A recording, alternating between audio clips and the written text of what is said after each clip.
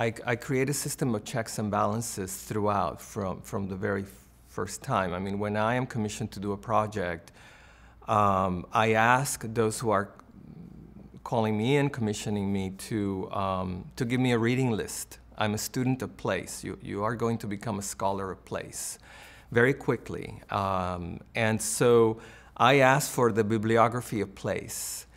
And different people give me different readings, because there are different agendas, different constituencies, stakeholders, and gatekeepers, all of them protecting, guarding, access to something about that place, as given to me by those very people. And then to form, in my case, I form an advisory committee that no one is asking me to form, so that I create an authority, a body of authority above me that, again, no one is asking me to create, but I welcome supervision. I welcome a grassroots supervision by the very people, of the place who are letting me in, and I want their advice. The crown and informal experts, so-called, the holders of place, and then the very proposal that I have submitted to the institution, a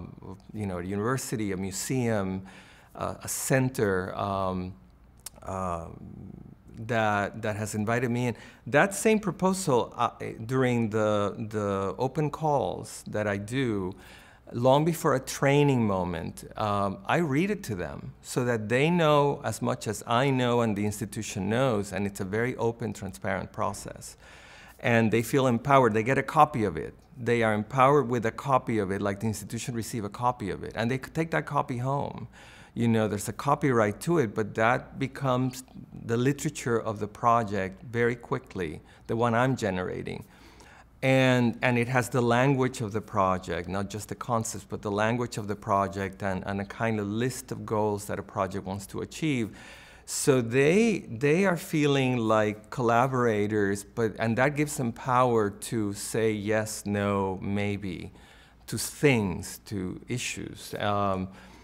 And then there are trainings, again, when there's a lot of conversation. I mean, I claim the authority that has been given to me by a project. Project gives you a lot of authority, but because people are fully informed, and I want to listen to them from beginning to end, not just at the beginning when I was researched, but throughout the making. They are encouraged to speak, and there are yeses and nos to their advice and to their suggestions.